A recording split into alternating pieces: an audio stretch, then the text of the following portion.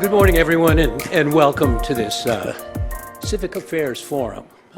Bob likes things early, and I know all of you with the time change like this early as well. So I'm Matt Gishard. I have the honor of being chair of the Chamber of Commerce, and also I'm chair of the Civic Affairs Forum, a very important forum that we have regularly here in Walnut Creek. Our mission statement is to foster a climate in which business can operate profitably. So that's our mission statement for the Chamber, and we like to have that overlay for much of what we do. Today is a very important day, and we're going to start right off with a video prepared by Matt Bolander of the city. It's wonderful, so we'll put that on, let you take a peek, and give you a flavor of what we're going to talk about. So, Matt?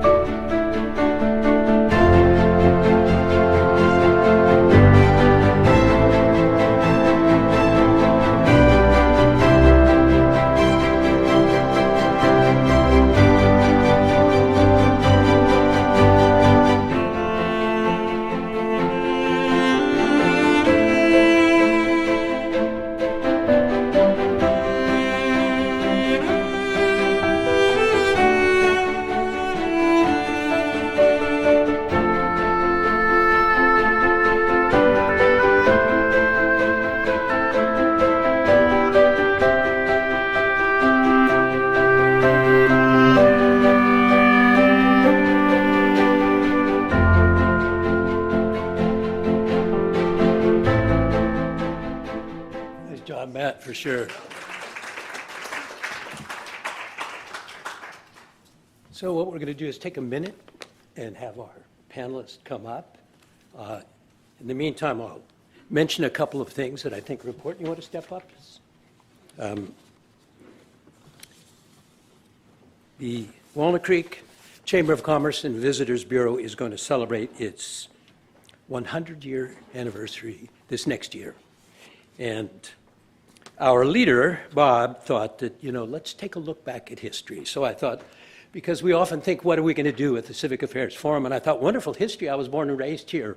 I was the cookie and milk guy at Buena Vista School in the 50s. Bob goes, nah, that's it. Oh, how about my Cub Scout group met on Shuey at the Pelletiers? Nah, that's too long ago. Well, how about the fact that we sat around the dining room table in the Guichard household and all remarked, all 10 of us, how the sign coming in from the west was changed to 4,800 people. Not 48,000, 4,800 people. So for those of you who are interested, because I don't give my age, do the math. That was some long time ago. So we convene our Civic Affairs Forum 10 or 11 times a year on important things, and this is incredibly important, looking at the history, and we thought people would be very interested. Our CEO is Bob Lynne, who's making his second tour of Walnut Creek. So I think kind of an interesting factoid is he hired Marcy when he was the CEO a few years back.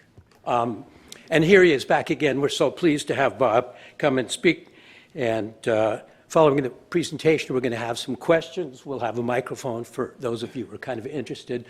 So I'm going to stop talking and let Bob get up and introduce our panel and talk about what we're going to do here today. Thanks, Bob. Thanks, Matt. No, hold your applause, please.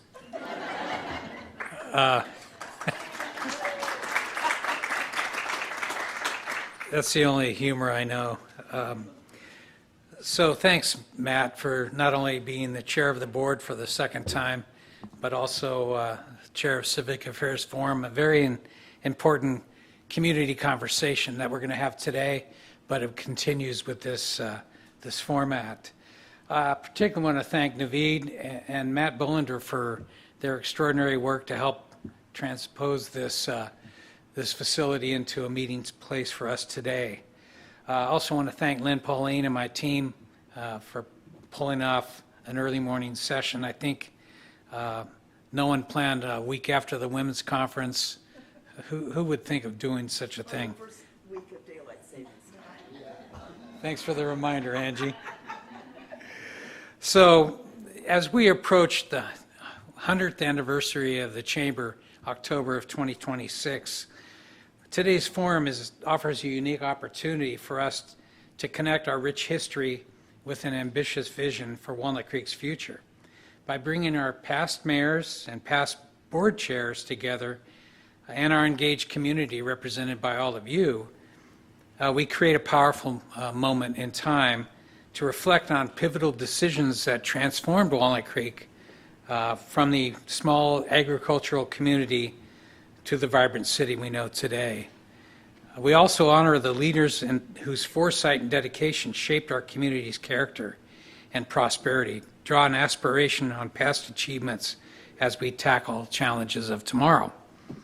The upcoming General Plan Review represents a critical moment to shape Walnut Creek's next chapter.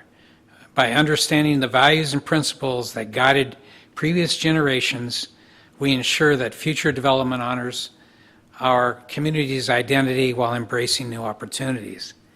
So today's gathering is just not about nostalgia. It's about recognizing the most successful communities are those that are built thoroughly through the foundations that have been created.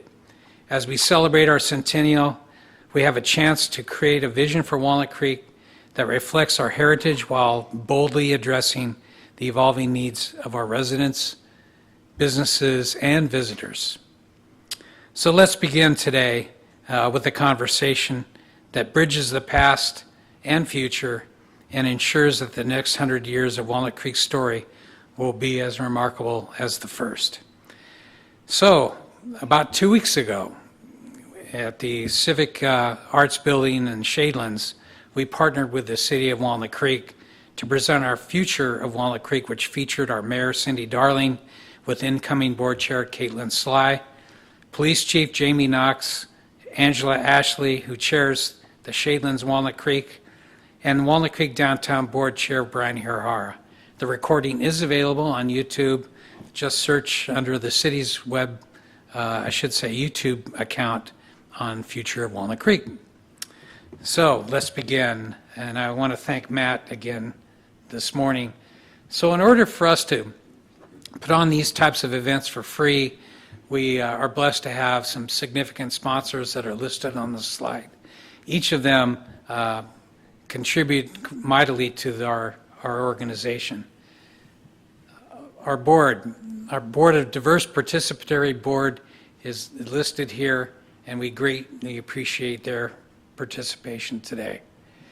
City Council, today we're represented by Mayor Pro Tem Kevin Wilk and past Mayor Luella Haskew, and we have a microphone over here, and I'm certain they may have something to add to the conversation today, in which we'd encourage all of you to consider thinking about something that you'd like to remind us of, because we're just beginning the conversation this morning, and you all are having the opportunity to participate. So to our panel, what we're going to do is I'm going to briefly introduce the full panel, then circle back with Angie here so they can introduce themselves better than I can. And they have some perspective that I'm sure, as we've been preparing with our pre-work and having conversations, we hope today it will be, again, just a beginning of a conversation. So Angie Coffey was board chair in 1986-87. Sue McNulty Rainey was past mayor 2002, 2007, and 2010. 3 terms as mayor. Bill Armstrong was mayor in 1981. And finally, Lynne Leach was past chair in 1985-86, and she represented us in the 15th District of the Assembly from 1996 to 2002. So please help me welcome the panel this morning.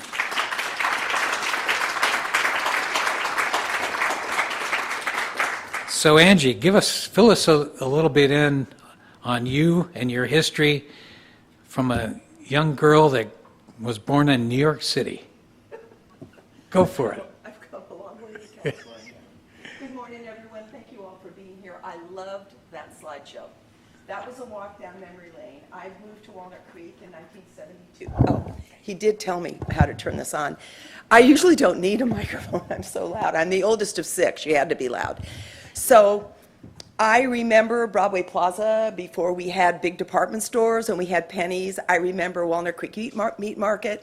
Pete and I used to shop at Lupoy's. It was kind of fun seeing all that. For you, those of you who grew up here, you know what I'm talking about. What was really kind of interesting, Peter grew up on Danville Boulevard in Alamo, my husband, and he used to talk about how the streets would flood. And we have Walnut Creek, but how did the streets flood? Well, we saw it. They really did. They really did flood. So anyway, I have my highlight about, you had asked one question, is highlights about being in Walnut Creek. And my biggest 2 highlights were the birth of our 2 sons at John Muir Hospital. And then the next big highlight was the big grand opening at that time, the Regional Center for the Arts. Bill Armstrong and I served on the board to raise the money to build that theater, and that was such a special night. So I love that. I'm just kind of sorry that Diane Carroll wasn't in those pictures, because in those days, women really were in the back seat. So anyway, that's it. I'm talking about that. Happy to be here. And again, just thank you all for being here. Sue Rainey, please give us a little bit more about you and your history. Also previously an elected official in Moraga too, right? Yes. Well, being my age, I could talk for a long time about my history. Push the button, Sue. It's on. Move it Yes. closer. Well, I grew up as an Army brat. My father was military, and we lived in all over the United States, plus we spent 4.5 years in Germany after the war, and moved a lot. Yeah, the big guns. I really can talk loud. Do you want me to? So I never felt that I really belonged any place because we never lived any place longer than 2 years until I moved to Moraga and became involved there and in the incorporation. And it was very, very nice, a wonderful experience. And then married Richard, and he did not want to commute from Moraga to Martinez since he was sheriff at the time, and moved to Walnut Creek. And it was just wonderful compared to living in Moraga, which I love Moraga, but it's a little, once you're there, there's no place else to be. So, but the growth and change that we watched in Walnut Creek is amazing, from the little town to this vibrant city. And I can remember when I got appointed, Ron Begley was on the council and died, so they thought I would know how to sit on a council for a while. So anyway, I was appointed, and I remember an architect, Frank, and I can't remember his name. Yeah, well, he was on the design review, and he said, I want to take you through a walk through Walnut Creek. He said, it's a very walkable community. It's wonderful, and you need to know all the alleys and byways and all of that. And one of the things that he did was we walked around, and then we got going down Locust, and all of a sudden you run into Simon's. Do you remember Simon's? And he said, you know, that street should go through. And so a few years later, Simon's was leaving, and the owner was going to have a new, I think he was going to do Home Depot. And I thought this would be the chance to punch that street through. So I called Charlie Abrams, who was the resident traffic engineer on the council, and I said, what if we pushed Locust through at this time while there was no tenant? And we called Tom Haas to see if we could do it.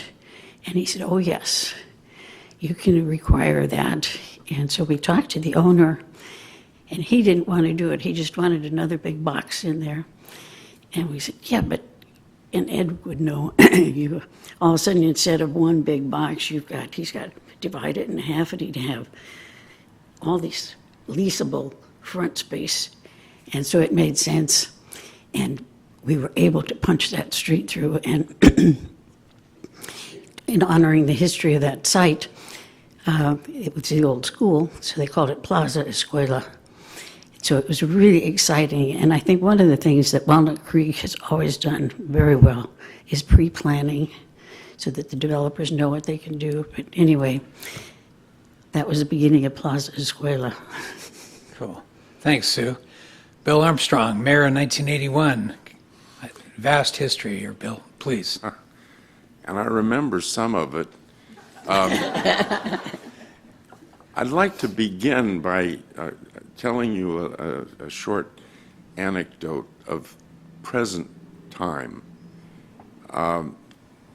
We have some friends who are heavily involved in real estate and development in San Francisco, and invited them out not too long ago for a lunch at Vaudeville, and afterwards we walked over to the Broadway Plaza and enjoyed. It was a nice sunny day. A lot of people were out, and these folks from San Francisco marveled at how that, you know, that plaza that's just behind the Apple store.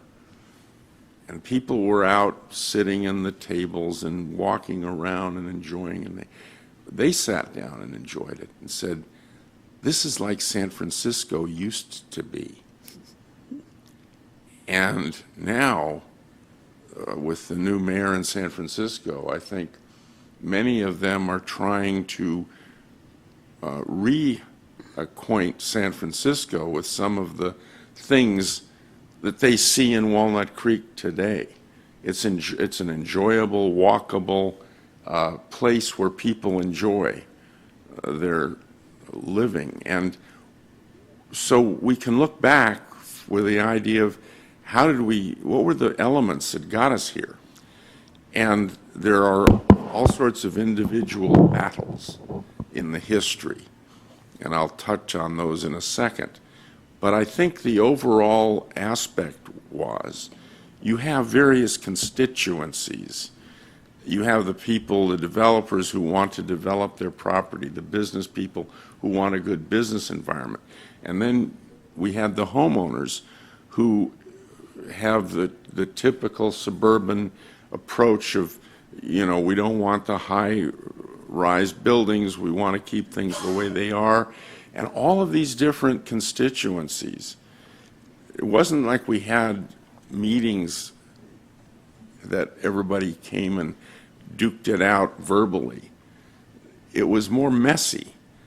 And so some of the things that we look back on were real political battles where we had, in the 1950s and 60s, real growth in terms of new housing, new business development, and so on.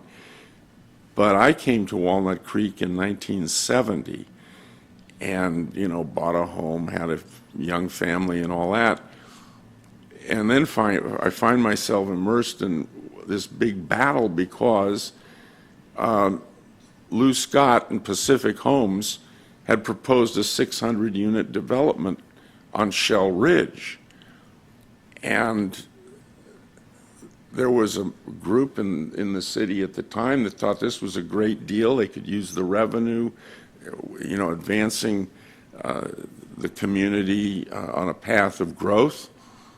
But the homeowners who were already here said, wait a minute, you can't do that to Shell Ridge. And so the various homeowners associations melded together in what they called the Homeowners Council, and this led to a big political fight in which most of the members of the city council got turned out at the next election. The one fellow who survived was Bob Schroeder, who had been he had been a proponent of this development, but then changed his mind and managed to persuade people that he really wasn't in favor of it. And so he survived and went on to be a supervisor and all that. But the result of it was not just that they turned down that development, but enough people were saying, well, we can't just take land away from people who own it. We should buy it and create open space. And so that led in 1974 to the Open Space Initiative, where we, and even that was a back and forth. I lived at the time in the Woodlands, and I went to some of these meetings, and of course there were people who were opposed to the idea, but others were pushing it. We needed 2/3 vote. And I remember telling the people, Jim Hazard and Audrey Bromhall, who were leading that parade, I said, you've got to include some of Lime Ridge in order to make this more attractive to the people who live in the Woodlands. And that was several hundred votes right there. So they did. But this iterative process led to what we have today. My personal involvement, like Angie, I was born in New York City, and I've got a facsimile, kind of, you know, one of these not official birth certificates, but it was signed by Fiorello LaGuardia. But I came out here to California with my parents, grew up in Menlo Park, and saw what happened with, you know, the transformation of the agricultural area in Santa Clara County to what is now Silicon Valley. But when I came back from my service in the Army, Menlo Park was unaffordable. So Walnut Creek was where I ended up in 1970. Ended up serving on the city council in the late 70s and early 80s. And one thing I learned was how easy it was to stop a development. And I thought, I think I'd like to be involved in a project to see if we can get something actually done that was important for the community. And that was what's now the Lesher Regional Center for the Arts. And that we went through, you know, times where we just sat around saying, what the hell are we going to do? And out of the blue, Dean Lesher sent a letter with a stock certificate and said it was stock in his corporation worth roughly $500,000 and basically said, get going. And that was how it just, again, out of the blue, things happened. And ultimately, we got enough money and we pitched the deal basically as, well, this is going to be privately funded. A couple of anecdotes I'll share. One, early on, we didn't have a dime, and John Thompson, who was the head of the then Security National Bank, was heading up this little committee, and we commissioned a feasibility study. And at the time, we had estimated it would cost $6 million to build this thing. And the feasibility study came back and said, on a good day, we might raise $3 million. And I remember John looking at this report, and he said, well, I don't know about the rest of you, as he threw it in the trash. He said, but I think this report says we can do it. That kind of attitude is one of the reasons that we are where we are. We could have just said, well, we're screwed, we can't do it. But we mushed on. And at the time, people in this area generally, it wasn't a poor area. But a lot of people who would give money charitably would think a $100 contribution was a big deal. If you gave $1,000, name on the building. We had to change that paradigm. I mean, the other big charitable fundraiser at the time was John Muir. And they were they had needs and they were having the same challenge. But we did change the paradigm, and we have an art center. But the other part of this that you should know is when we raised all this money, we spent a lot of it building a bandwagon of public support. But we didn't have and I remember one of the things that I did was, so we're going to spend the money to get working drawings. We had the plans, and we got working drawings, and Tom Dunn, the city manager at the time, was madder than hell at me because he said, what are you doing getting working drawings? You don't have the money to actually build it. I said, well, I know who does, and that would be the city. And Tom Dunn was trying to preserve the city's money. But we had this bandwagon of support. All I needed was 3 votes on the city council. And I had 2, but at the time, the other thing that was going on was the Citizens for Better Walnut Creek. And how did that come about? Well, we had what was then known as the Golden Triangle. BART had opened its Walnut Creek Station 74. And there was this whole area that's Riviera and up to where the Marriott is. It was a roughly triangular piece of mostly undeveloped property. The best thing up there was Le Virage Restaurant. And so that was the Golden Triangle, and we approved the building of these office complexes that are there now. The thing that we didn't have control over was, although the approvals were sequential over time, and this is like the early 1980s, the business environment was such that none of the projects started right away. And then they all went at the same time. And the public perception was, oh my God, we're going to have Manhattan. This led to people having this anti-growth attitude, which impacted the Leisure Center in the sense that when we needed the city to have 3 votes, 3 of the people on the council were anti-growth people. So how was I going to get that 3rd vote? And we put together this dippy little parade, the one about 3 blocks. And I said, let's hire some celebrity. I think we paid, it was June Lockhart, Lassie's mom. And she came to town. We had this parade for no useful purpose at all, except to impress then Mayor Nunn. And I told June Lockhart, this parade is not really the point.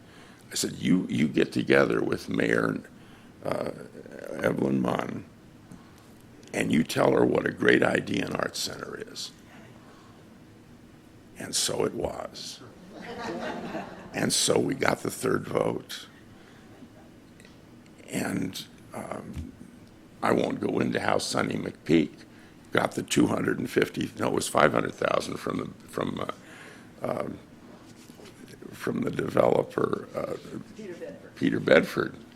But we got there. And then ultimately the city had to come forward and pay about $10 million on top of what we had, and we have an art center. But I know this took a while to get through.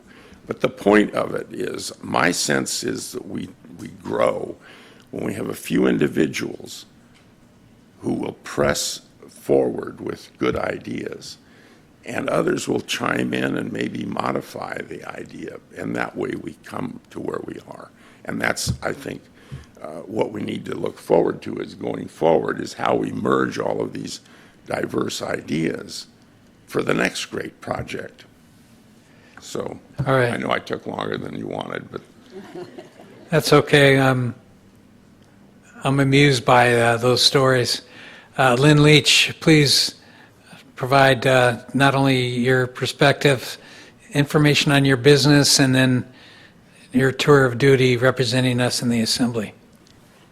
Thank you, Bob. I first of all want to give a disclaimer. None of us on this panel were around in 1926 when the chamber started, so I want to make that clear right up. But I'm a Chicago gal, and I was raised in Cook County, Illinois, which some of my Republican friends still wonder about. But anyway, when I got married, Bob and I, my husband and I, decided that we were going to start our married life together in California. We both had been out here and liked it. So we came and we landed in Berkeley, of all places, first because Bob had friends there.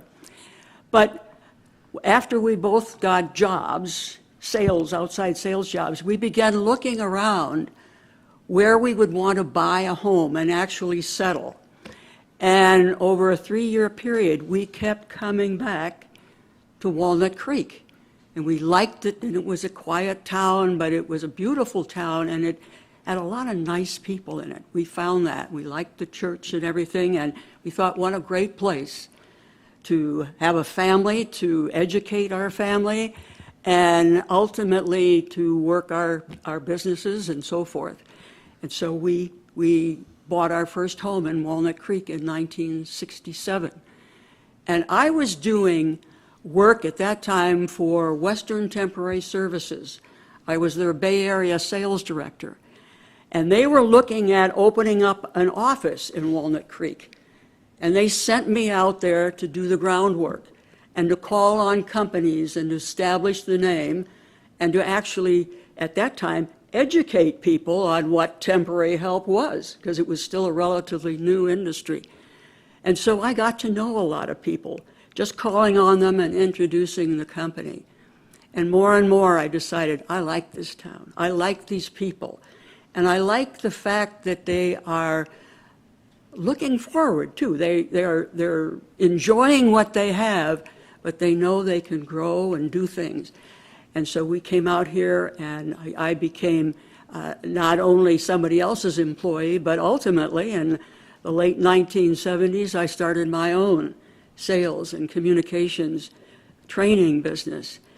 And my husband, by that time, was working for BART, so we had a real vested interest in BART coming to Walnut Creek. And I spent a lot of time with my business calling on a lot of companies here and all, and got to know many people and many business people. And the fact that we saw more and more people wanting to come and enjoy what Walnut Creek offered. And so we had a great a great time in that and developing a business. I became involved with the chamber because that's what you did. If you were a smart business person, you got involved with the Chamber of Commerce. And one thing led to another. As I got more involved with the chamber, I got more involved in politics. So maybe it was your fault, I don't know. But anyway, I got more involved with politics and found out what was going on with that. And lo and behold, ended up in the state assembly for 6 years until term limits said goodbye. But that was quite an adventure, and it was a wonderful opportunity to represent the people of this area and to also get to know more about the challenges facing our area. And over the years, we've had a lot of opportunities to face challenges and come out on top. And that's one of the things I like about Walnut Creek very, very much. They don't get stilted. They don't stop. They maybe have a little bump in the road down then. But there are enough people here who do see the value of working and moving ahead and enjoying the population and making use of these people that are coming and see them as contributors and all. So all in all, I'm really glad that I came to California as a new bride and stayed and raised a family and ran businesses and within the assembly and in the Chamber of Commerce, and probably will be here till the good Lord calls me home. Thank you. So Dean Lesher was mentioned, and he's arguably Walnut Creek's most incredible philanthropist as it relates to investing in community. On the slide, so I have the PowerPoints in front of you folks because we weren't able to put a screen in front of you. So on slide 3, there's a picture of Ronald Reagan, Nancy Reagan, and Dean Lesher. This was when Reagan was governor. He appointed Dean Lesher to the California State University system, and that's when I first met him as a student. Dean and Margaret Lesher, of course, the name of the Lesher Center for the Arts is pretty prominent, but the thing I remember as a kid was this photograph. The women that are depicted here, their dresses are matching, though. Those are newsprint on their dresses, and Dean was celebrating an anniversary at the time. But I remember him as a fellow, particularly as he related to higher education policy, really cared about the students. But what affectionately was known as the Nut House, the Civic Arts Theater, what I found interesting about this picture is the address is 1641 Locust Street, where today's address for the Lesher Center for the Arts is 1601 Civic. I thought that was kind of interesting that you can just change your address, I guess. But the next slide, that's right. This picture of historical significance really talks about the Growers Square was actually for growers. This is the picture in '89 when it was just being concluded, and of course the wonderful facility that we have today.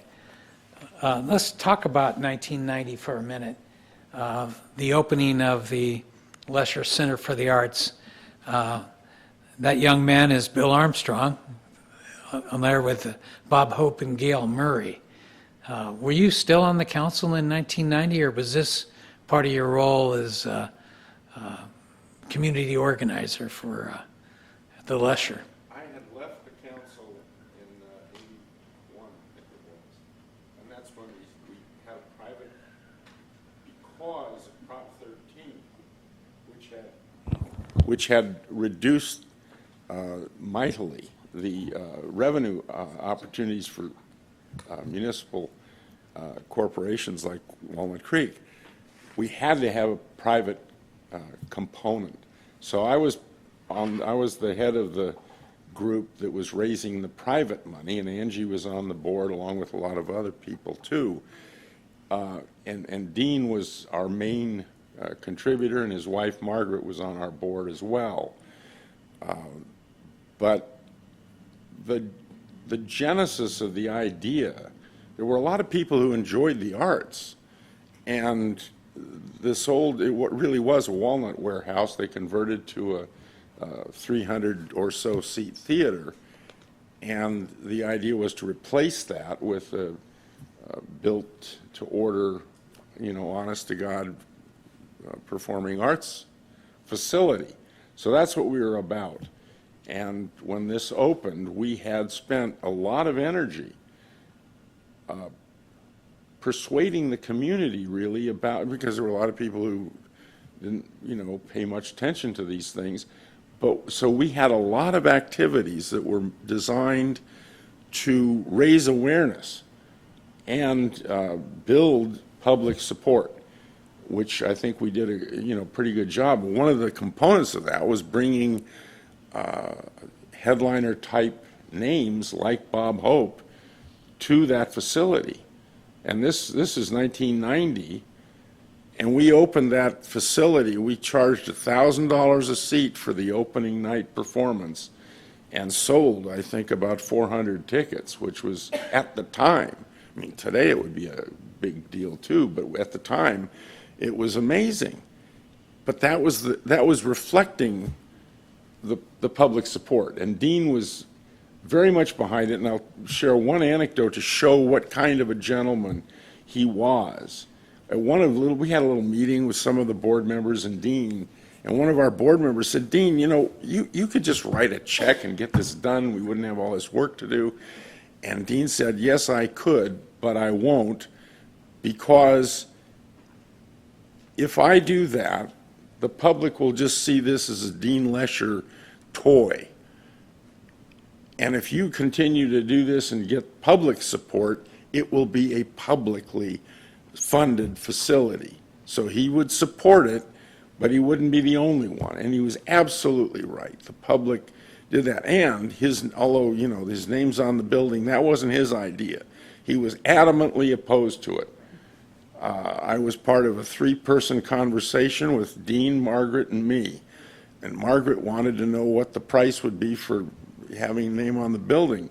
And before I could answer, he said, "God damn it, Margaret, I don't want my name on that building." And, he wasn't shy. That's a pretty good imitation. And so after he died, Margaret got her way. But it was her idea to put the name on the building. He was more, wanted to be in the background. But So Angie, how about your perspective on that? We need your mic on though. Thank you. Yeah, I'm sure. still not awake. That whole process was pretty amazing, because Dean really did not want his name on the theater. He made that emphatically clear to all of us on the board. And we had a really robust board of community leaders. We had the Garaventas, we had the Jeannie Hoffman. Many of the doctors from John Muir were active. And he felt that we as a community should come together. And during the fundraising, we encouraged businesses. We went out and we targeted CPA firms and law firms, and we got 100% support from all of our constituents in the community to fund that theater. But Dean, I think, had been gone maybe 3 years, Bill, when Margaret started her talks with Gary Schaub about putting his name on the theater. And so she contributed $2.5 million to arts programs in the Lesher Center if we would put his name on it. And it was a big deal. They closed Locust Street. We had fireworks. I don't know. How many of you in the audience remember that night? It was pretty magical, actually. Yeah, it was pretty extraordinary. But Margaret really felt his name should be on that theater. So that was an interesting time for us as a community to come together. That opening was so magical. And I remember at the time, Bill, when we had engaged Bob Hope, there was quite a bit of lead time before the theater was completed and we were actually going to have the gala. And we were so afraid he wasn't going to live long enough. And I think he lived another decade. He was amazing. Made the Energizer Bunny look like chump change. But that was just pretty special. Well, and I was so happy to be a part of it. We not only had Bob Hope, he was the opening night guy. Right. But we had, the next night, Joel Gray was performing. Who's in the center of that picture Right. up there. And somewhere in this mix, we also had Vic Damone and Diane Carroll, Diane Carroll. who were feuding between themselves at the time, but that's another story. I learned a lot about performers, I'll tell you. The artistic mentality. And then on the heels of the opening, I at the time was president of Civic Arts Association, which was the nonprofit partner. And Gail Murray helped me start the Diablo Regional Arts Foundation. And Peggy, our executive director, is with us. That is an amazing program, the nonprofit partner for the city. And we bring in beautiful, we're doing what we set out to do, bringing in wonderful events. Great. Yeah. All right. So you mentioned John Muir and their role. So these two people are also special guests to Walnut Creek that are on the screen here. On the far left is Dr. Michael DeBakey, and then on the right is Helen Hayes, the first woman of the American theater, I think she was referred to. And the reason they're on here is they were co-chairs of the John Muir Medical Film Festival that occurred in 1979, 1980 by Dr. Fred Gottlieb, who was a physician at John Muir. John Muir held this festival. These two were the honorary co-chairs, and there was a huge event at Broadway Plaza at I-Magnet, you see there. I-Magnet was a stellar shopping experience, obviously, for women. And the reason I bring that up is the first woman chair of the board of the Walnut Creek Chamber was Alice Applegate, who was the general manager of I-Magnet. And Alice was not to be denied. 2 weeks, or I guess a week ago, we held the East Bay Women's Conference, and Angie and I were talking about a session that was called because when you look at all the ribbon cuttings from the 50s and the 60s, you don't see many women represented. And Alice, being the first woman of the organization, was bound and determined to bring significance. In fact, Sue will talk about this in a minute with the Tuesday Forum. But Alice created this event called Very Important Women.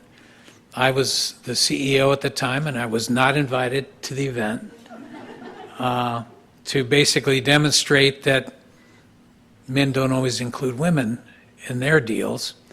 And so Alice, being what Alice was, generated a attendance of about 300 women out at Boundary Oak, which was a precursor to the women's conference. So Sue, tell us about women in leadership. I'm going to go to Lynne next. Give us your perspective and also the creation of Tuesday Forum.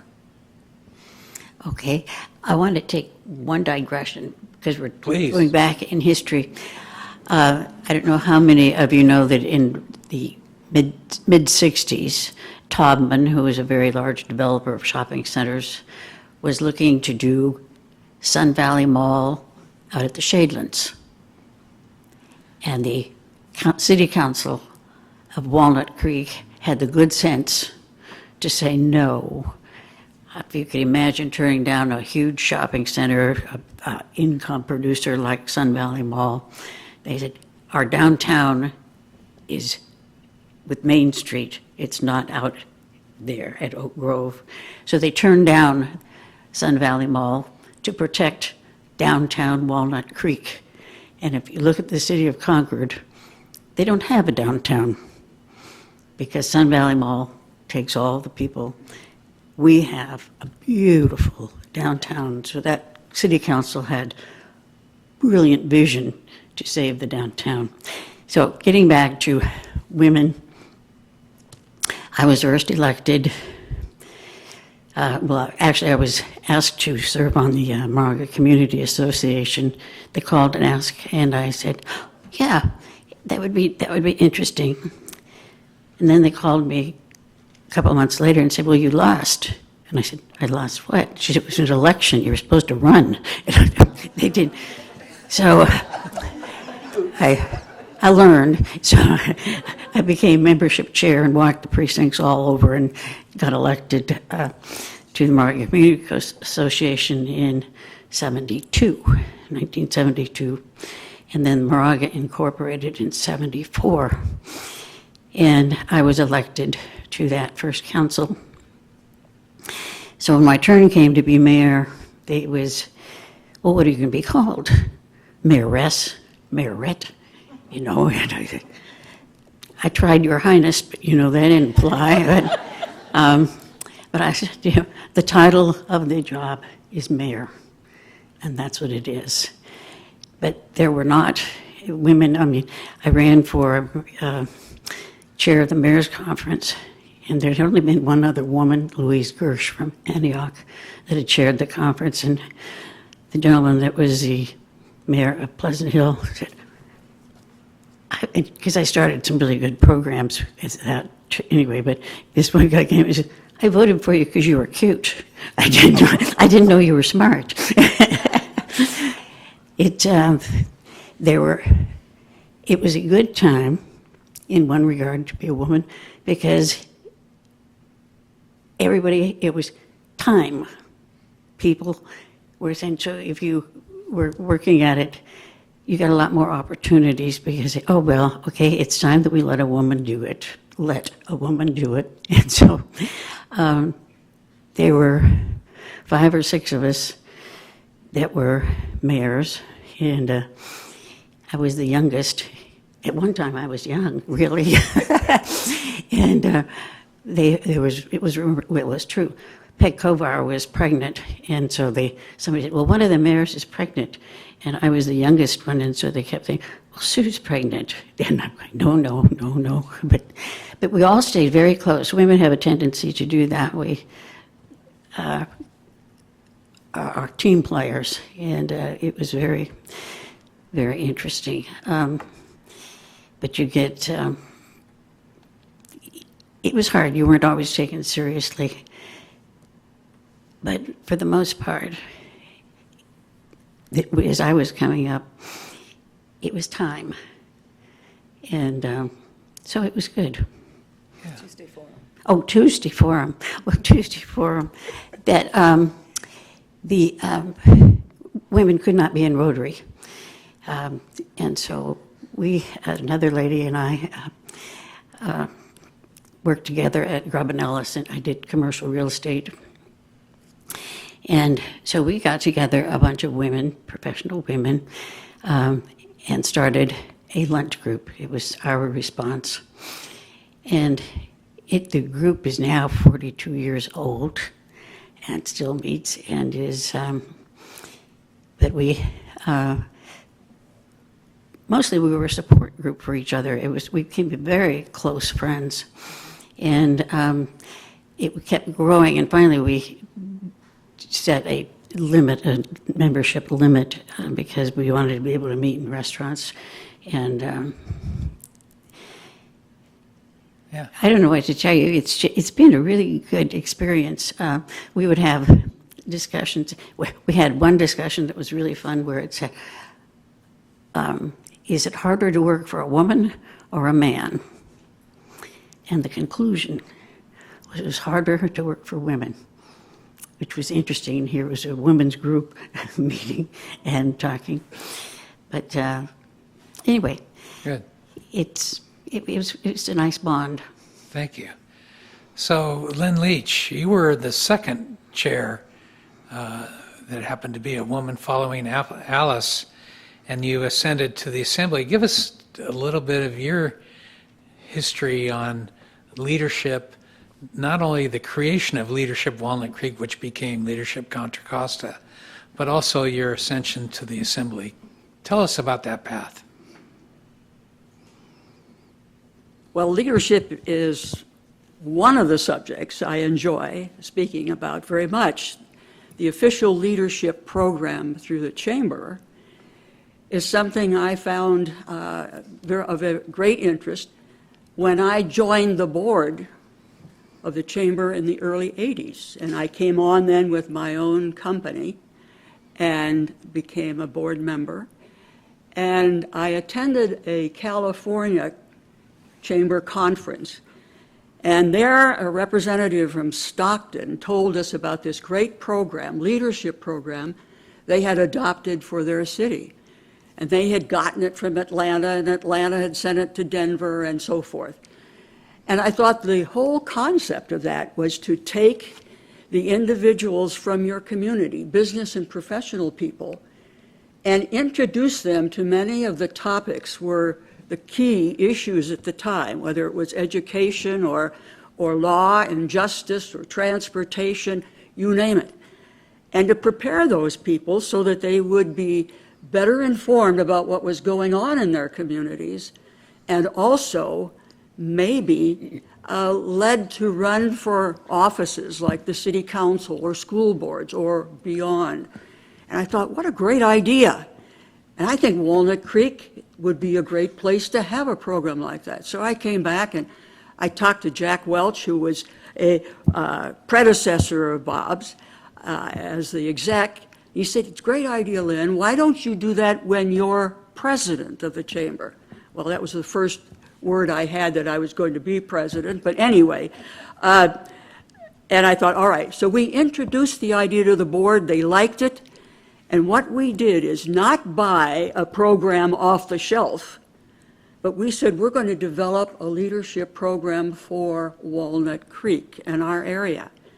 And so we invited people from the community who were all experts in these various fields, education and transportation and housing and so forth, and had them come in and work on the programs that identified each one of their issues. All volunteers coming out of the business and professions. And they put together a wonderful program, and this was in 1985, and we were ready to introduce it in 86. And when Angie succeeded me as the third woman chairman of the chamber, we had her group introduce the program with its first group of alumni coming through in September of 1986. And it was a fantastic program, set up so that each month there was an identifiable issue presented by the people who worked it every single day. And I thought, what wonderful preparation. And my main goal was that these people would be so excited and so at least up to a better level in terms of knowing about these issues, that they would even be motivated to run for city council or school board or even the state assembly, who knows? And I thought, this is what we need, more business people reflected in leadership. And this is that was the start of Leadership Walnut Creek. And I can tell you firsthand, since I was in that very first group of leadership attendees, students, and I graduated in the spring of 1987 in the first leadership class. And so to this day, I can say I'm a first-class leader. And I use that line whenever I can, believe me. But the fact of the matter is, you watched, in that particular group, there were about, 20 of us, I guess, something like that. You made some close friends in that group, and actually some of them supported me when I ran for assembly, so those are the closest kinds of friends you want. But also, it's been intriguing to watch over the almost 40-year history now of leadership, what happens to those people. And I would be curious if you would ever do a survey to see how many of them did go on and land on a board or a commission or run for city council and all. Because one of the things I've found about leadership is there are a lot of people capable of being leaders, but they don't feel they know enough or they're savvy enough about what's going on. And this leadership program identifies that and helps to get people more confident in that area. So it was a thrill to work with it and be a part of it, and to have an opportunity now. Every now and then I come back and I address the group and size them up and see how they're doing and all. But it is wonderful to know that in our business and professional communities, we have people who are probably just waiting to be asked to take on more responsibilities and to serve. And one of the things I can tell you from my experience in the Assembly, we need to have more business and professional people involved in government. Otherwise, we have to live with what happens, the result of many people not understanding the business community and the professional community. So if any of you haven't gone through leadership, you better get going. They'll start up again in September. But it is a wonderful opportunity for you and your businesses and your families and Walnut Creek. We started out with Walnut Creek, Leadership Walnut Creek. Well, it's gone to Contra Costa. But we had spin-offs, Pleasanton, Concord, Lafayette, I guess others. And many of them sent their people to Walnut Creek to go through that program because they recognized how valuable that is. Plus, you are making friends and building relationships, and those will be very, very important to you in your businesses, in your careers, and so forth. So it's a win-win situation. And I was certainly pleased that I had gone to that state conference and found out what was going on in the country and what we could develop for us right here in Walnut Creek. Let's ask the audience, how many of you are either in the current class or a previous class of leadership? See the impact that's being made throughout our community. There's almost 1,000 people in the class, or been through the class as part of the alumni, and Linda Vesneski over here on our team kind of captains that ship, which is thriving. We have 30 plus in this year's class alone. So. Well, I want to see more of you in the Assembly and the State Senate and beyond. Yeah. So I wanted to talk about transportation for a minute because in the 80s, the biggest issue was transportation, as it is today. The South Broadway Extension Project was the Chamber's #1 goal in the early 80s. And you can see it depicted here. The photo on the left is looking south at the corner of Newell. That's Newell. That's not yet cut in there yet. That was the railroad right-of-way. And to the right in that picture is Navalays, which used to be located there where the Amazon grocery store is. And then you see this other photo looking up Newell toward Angela Ashley's office, up there at 1211 Newell. That began the extension. Can you imagine today if this road wasn't in? Being a person that drives in from the south, there are thousands of cars that get off on Rudgear Road to get through downtown. It was a pivotal project, and Sue McNulty at the time was on the city council, and I actually have an article from that August of 1980. It was going to cost $6 million to build a mile of road. Now, what does a mile of road cost now, Erica? That's right. So I showed this article to my team, and they marveled on how cheap the women's shoes were on the ad on that. So anyway, we do throw things out periodically, but this article is not to be missed relative to the importance of the South Broadway Extension Project. To give you additional perspective, here's what the railroad right-of-way looked like in the 70s. So how important that was. And in downtown, Sue, you brought up the issue of how we diverted a potential project of a mall coming into Walnut Creek and what it did to preserve downtown. Anybody else want to share some unique things that protected our downtown? Because we're looking at these photos. That photo on the right is a 1953 photo proving that traffic was an issue dating back to then. The only reason I know it was 1953 is it was written on the side of the photo. And then Kitty's there is now Broderick's in downtown Walnut Creek. So it kind of gives you perspective of what Bonanza was at the time. And our partners in the development of downtown is the Walnut Creek Downtown Association.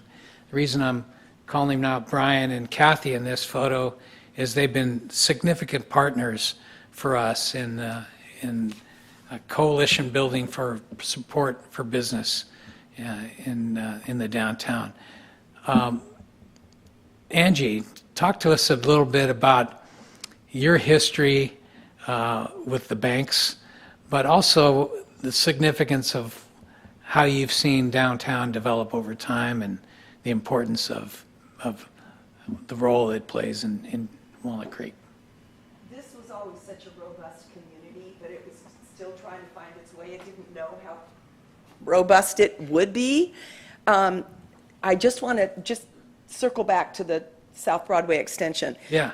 We had Measure C funds, and this was a City of Walnut Creek project, but it was really led through the community by the Walnut Creek Chamber. Dick Nystrom, God love him, was an engineer, and it seemed like you could not have a conversation with Dick Nystrom that this whole South Broadway extension did not come up. It was almost as if it was Dick Nystrom's tagline. But he was very instrumental in getting us moving on that project. So I started my banking life in California with United California Bank in San Francisco, but left there in '76 and moved to Security National Bank. And that was a bank on the corner of Newell and Main, owned by the Stark brothers, Pete and Tom Stark. They had a peace symbol on the side of that building. Through probably a decade of repainting, you could still see it because it would just kind of bleed through the outside of even though they took the peace symbol off, you could still see it. And it was subsequently sold to Adnan Khashoggi, who brought in a group of bankers from Detroit, and Security National then became Hibernia. So I was with them for 8 years, and then I joined Civic Bank and was with them for over a decade, and then joined Greater Bay, all in Walnut Creek.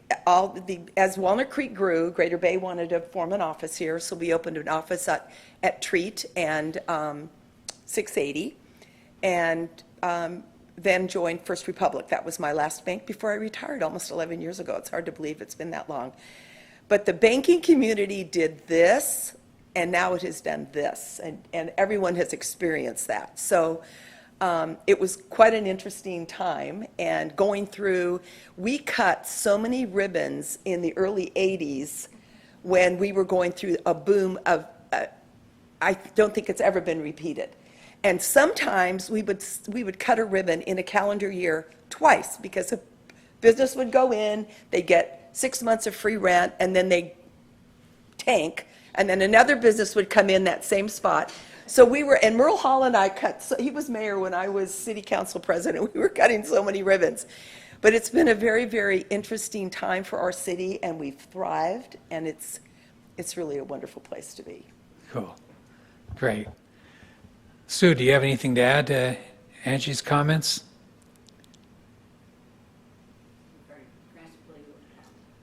Regarding downtown. Well, I think I've always liked the downtown. I've worked with the Downtown Business Association since I got involved with the city of Walnut Creek.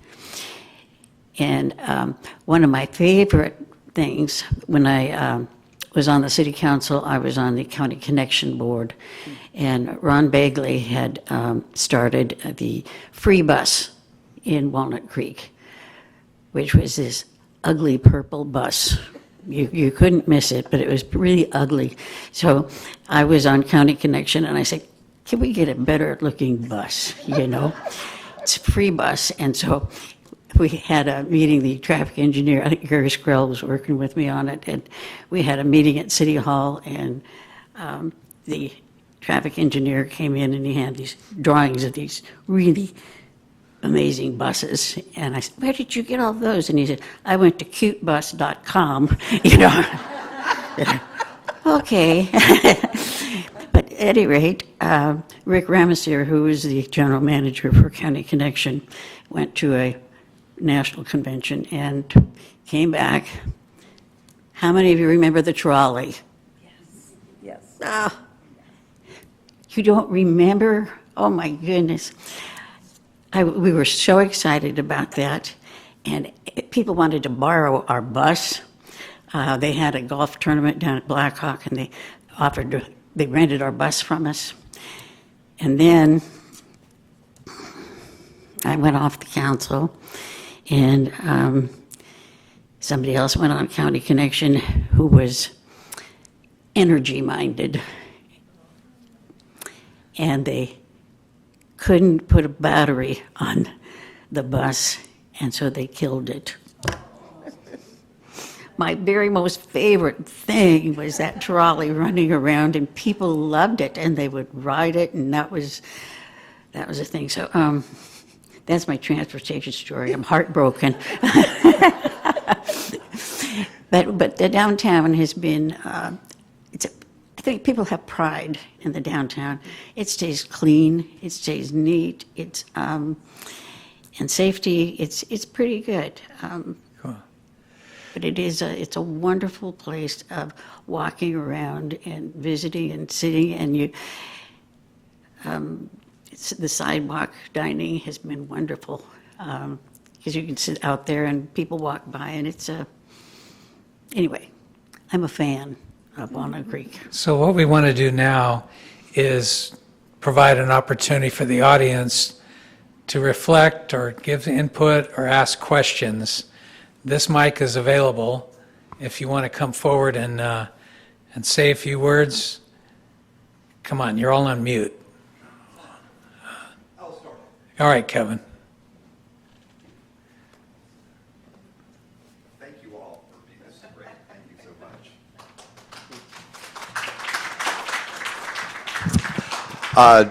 Well, I think we're all here because we're interested in the history of Walnut Creek, and I've got to say that if anybody in Walnut Creek that I have learned more from the fire hose treatment, it's been Ed Del Beccaro, who I thought would bring up Clark Gable and Carol Lombard, who were something had to do with Heather Farm and filming a movie or on vacation or something like that, so I'd love to hear that.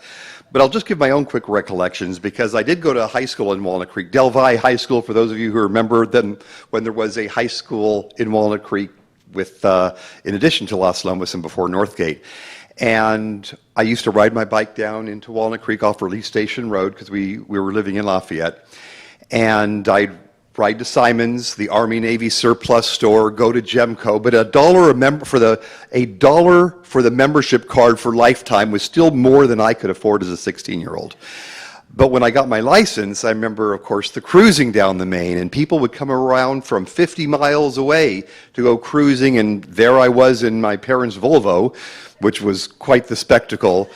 And all I remember were hundreds of people that were on the side, most of them college or high school students, and you drive from Simon's to Gemco and then do the route back.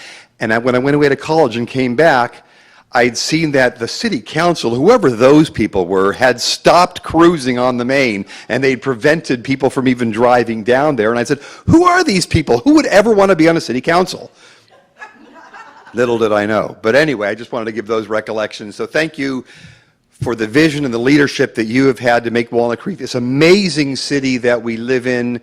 When I go to conferences up and down the state, and even when I'm in Washington and meet people from around the country, they've heard of Walnut Creek. And when I'm in statewide meetings and conferences, and they go, Walnut Creek's got a great downtown. You guys have done just such a great job. And we are one of the very few cities that came back economically as quickly as we did from COVID. Most of those cities are still trying to recover from that. So again, thank you all for that, and I do want to hear more about the Clark Gable and Carol Lombard.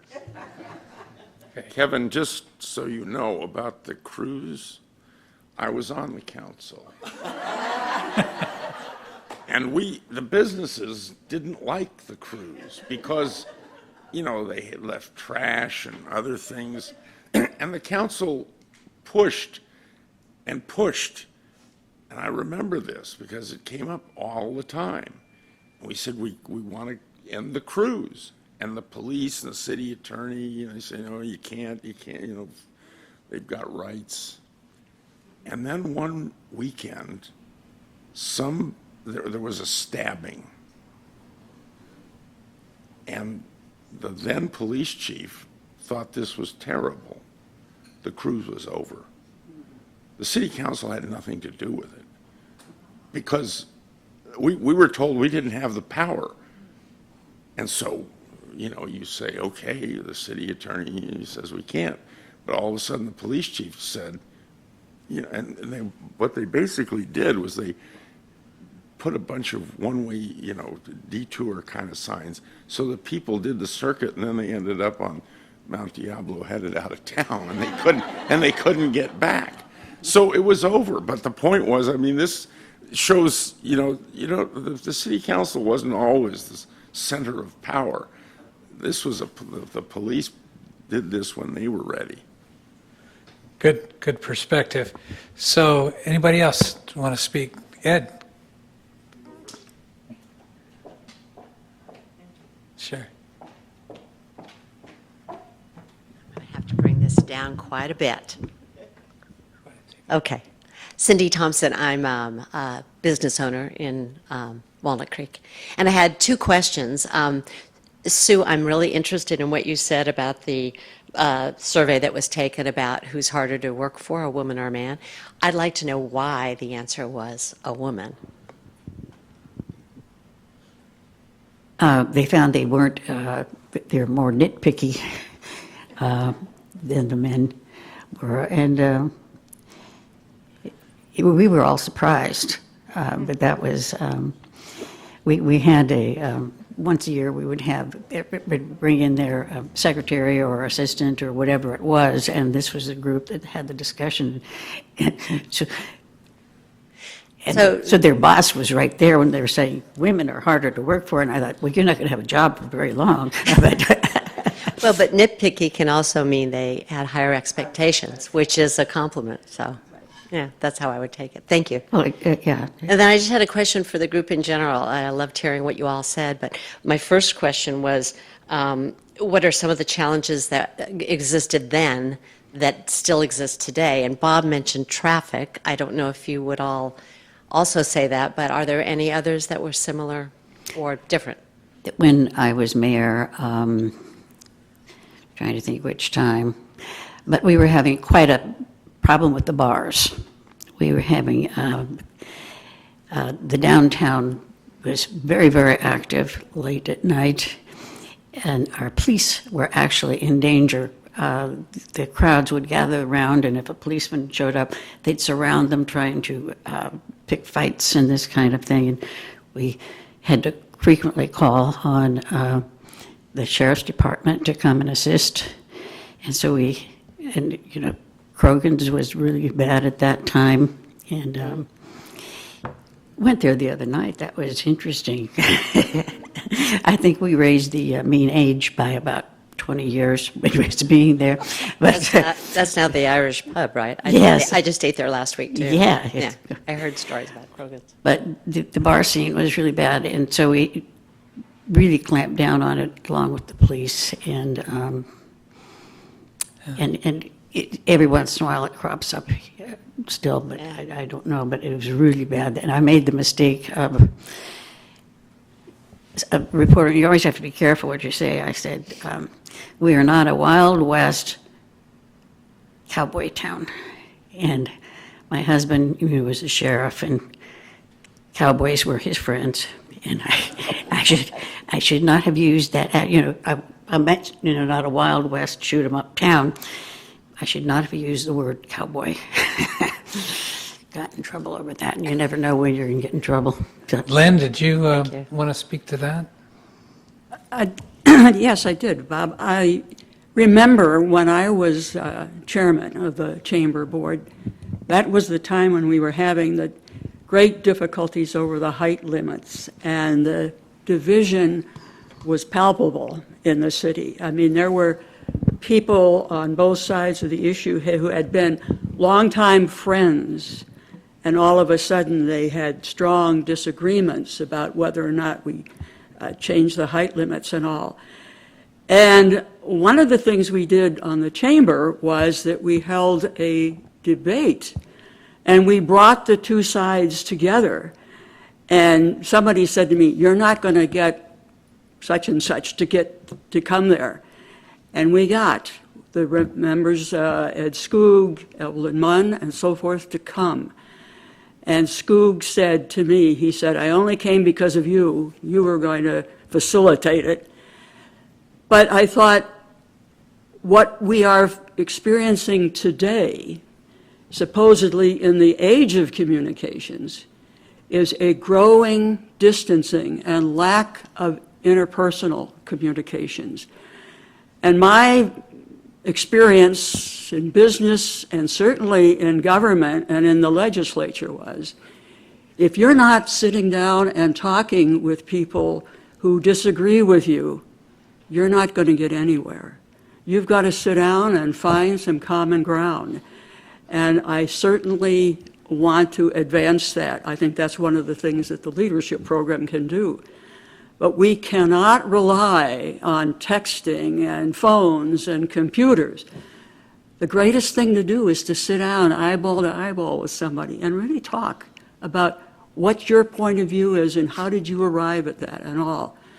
So I hope that that is one of the things that we'll see change for the better, but it's taking a while. If I may, the Measure A that you're referring to is part of our dialogue. In fact, Ed Delbacar over here, who chairs our Economic Development Working Group, and Angela Ashley, who's chair of our Shadelands PBID, Property Owners District, are all part of a discussion on what happens with, because the average person in the community today has no clue what Measure A did or was about, and yet it has some viable restriction on what we're trying to accomplish. So good point, good question, Cindy. So out of respect for your time, we did not get through all the slides, which is just fine, but I wanted to share a couple of things with you. Brian Hirahara, during the future of Walnut Creek, brought up a lot of projects in the downtown. I want to call attention. This is Vadavi with a rendering of Callicraft on the second floor. Those are plans for downtown. Some of you saw an article in the newspaper about the foundry concept that Brian wants to create. But this is an exciting opportunity for downtown. And then the Shadelands District, I wanted to share these slides with you.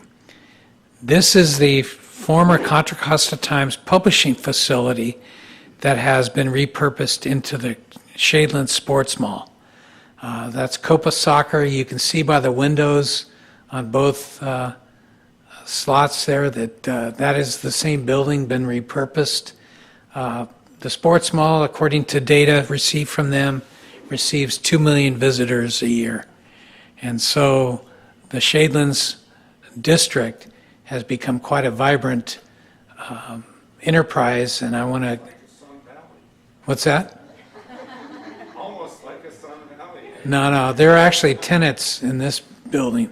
But what a transformation this was made from the building that Dean Lesher built to one that Hall Equities Group has transformed. So anything else for the good of the group? We will, yes, Ed, come on up. While he's coming up, could I just tell one fun story? Went to the National Mayor's Conference in Washington, D.C., and you're all standing there, and you have your name tag on, you know, what city, and this gentleman came up, and he was mayor of Alameda. And he said, Walnut Creek. Do you have a Trader Joe's? And I'm thinking, I thought, well, we had, There's one out by me. So I'm not sure if it's in our city limits. But do you have Tiffany's? Good for you, Sue. It was so much fun. Go ahead. First, I want everybody to appreciate these people. These are volunteers. So what these people did with the chambers and the various associations, DRA and the council, these were hundreds of hours of volunteers. So thank you.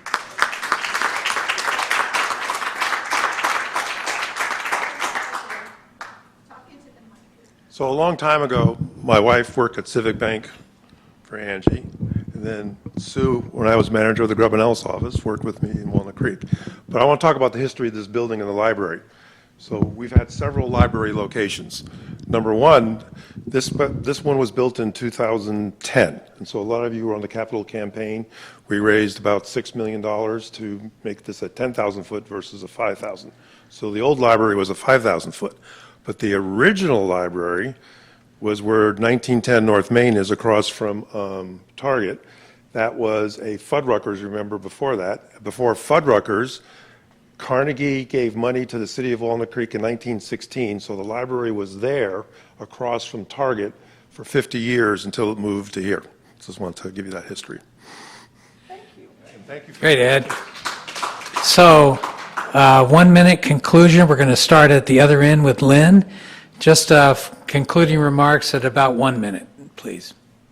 Well, I was delighted to be a part of this very special gathering, and I am still delighted to be a part of Walnut Creek and watch its growth and the progress and the fact that it still is a wonderful community to have a business, to have a family, to educate your family.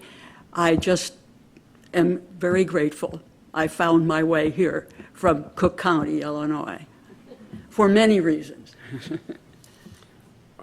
I think I'll just touch on a longstanding and continuing problem that city faces and other cities face: transportation and parking. And I think that the sentiment that should drive those discussions is a comment that Yogi Berra was said to have made about a restaurant he was asked about. It was one of his favorite restaurants. And he said, well, nobody goes there anymore. It's too crowded. And that's the problem. That's the nutshell, if you will, of our parking and transportation problems. You know, John Thompson, who I referred to earlier, was from Detroit. He said, you know, Detroit in the 60s didn't have any transportation or parking problems. They also didn't have much of a downtown, and nobody wanted to go there. So we have the problems we have are good problems, and the solutions are in the hands of the people on the council and the business community now. So, Great. But you know, you want to make sure people are still going there. Yeah. Sue? I've been serving on the civil grand jury for the last 2 years now. Turn your button on, Sue. I've been serving on the civil grand jury for Contra Costa for the last year and a half, and it looks into local government, to making sure it is efficient and honest and that kind of thing. And the blessing at Walnut Creek is the attitude that is here in this city. I think we've been very lucky. I think there was a short period of time where we had kind of a wacky council, but for the most history of Walnut Creek, we've had really decent people who have volunteered their time, as Ed said, and an attitude of pride, and they treat each other well and treat the staff well. It's a culture, and it's made me very proud as I'm watching some of these other cities that are being studied and looked at and go, it's not that way in Walnut Creek, not that way in Walnut Creek. And I remember when Gary Picorni came over he was admitted El Cerrito, and he was astounded that the council appreciated each other. They thanked the staff for their work. And so it's a culture that's in this city. It makes you proud to be part of it. I agree with Sue. I think we have an enviable community. There's a cohesive group of people working challenges, parking. Housing is also a big challenge. Young families, it's just so very difficult. But the Chamber and the East Bay Leadership Council are working very, very beautifully together to build this, continue to build and nurture this beautiful community. I think we're pretty blessed. Great. Yep. So thank you to the panel. Matt Bollender, thank you, and Naveed for helping us put this on. My team at the Chamber, Lynne, Pauline in particular, thank you for coming today. This is just the beginning of a conversation. I'm sure your input to the upcoming general plan review will be appreciated. But thank you for your attendance today.